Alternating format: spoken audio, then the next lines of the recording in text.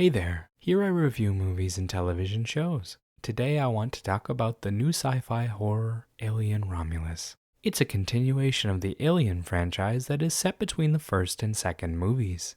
Rodo Sayaguez and Fede Alvarez wrote the story and Mr. Alvarez directed the film. The story follows a young group trying to escape a mining colony. They find an abandoned station and think they can scavenge enough supplies to make it out. Instead, they find a dark secret hidden in the belly of the station. The group is played by Eileen Wu, Spike Fearn, Isabella Merced, Archie Renault, David Johnson, and Kaylee Spaney. There's also a special guest appearance in here from Aliens that longtime fans might enjoy. To begin, I want to say that Alien Romulus definitely takes the series back to its origins. It's filled with suspense, cheesy one-liners, and the xenomorphs are terrifying. It's an exciting affair watching the xenomorphs hunt the humans down one by one. Each death is more satisfying than the last. For horror fans, there's lots of creepy environments, jump scares aplenty, horrifying images of mutilated bodies, and disgusting shots of the xenomorphs impregnating several members of the crew. They absolutely nailed the feeling of suspense throughout the film and constantly had me on the edge of my seat waiting to see what comes next. The cast is limited to about 10 people and most of what they're doing is reacting to the xenomorphs. The leads do a great job of looking terrified and running away. They don't get a lot of character moments, but they do well with the ones they get. For standouts, you had Kaylee Spaney and David Johnson. They play a brother and sister pair in the film and do a great job of playing off of each other.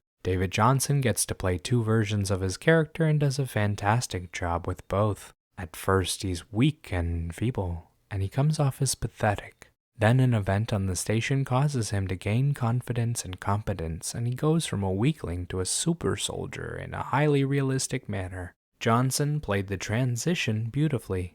Spaney's character is a stoic type that tries to protect her brother whenever possible. She plays it with a silent confidence that makes her come off as reliable and trustworthy. Spaney does a great job of her character's emotional journey, with her reactions, and she has good chemistry with David Johnson. Visually, the film is filled with jump scares, kills, and eerie environments. The xenomorphs are disgusting, monstrous beings that make your skin crawl. They did a good job of making all of the different versions feel equally scary. The forced impregnation and chest-bursting scenes were so visceral that they made me wonder if the original film would even faze me anymore. They also did a fantastic job with the space station and the planet design. They look amazing and make for a great setting. The abandoned atmosphere of the space station creates this isolated feeling that plays well into the creep factor. For music, they used a few instrumental tracks that were designed to build up tension and add a bit of horror to the situation.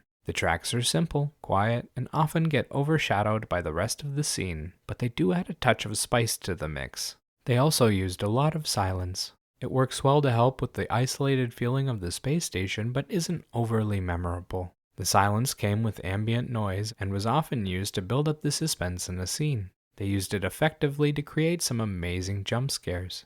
On the negative side, this film's story is full of holes and weird references to other films that you're either going to love or hate. The holes are unignorable and popped me right out of the film when they came up. They also killed a lot of the xenomorph's scariness in one single scene. The references make sense in the context of the greater Alien universe, but aren't explained in the film and won't make much sense to a new viewer. Like the "get away from her, bitch" line was terrible and sounded awkward as hell. The characters don't get developed well either. We get 6 stereotypes and the film barely develops 2 of them into real people. Instead, it gives a ton of screen time and most of the lines to a returning character that didn't act well.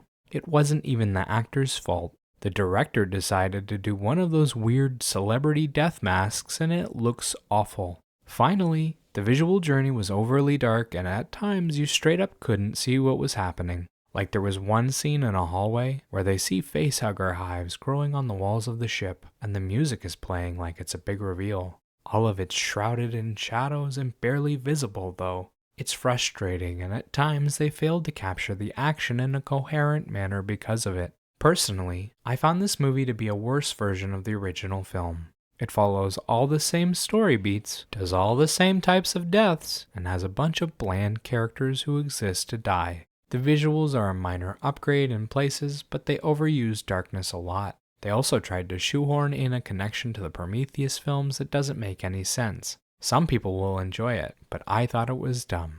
As for a rating, I'd give this film a 6 out of 10. Remember, these are just my thoughts on the film. Let me know what you think in the comments below. Bye bye.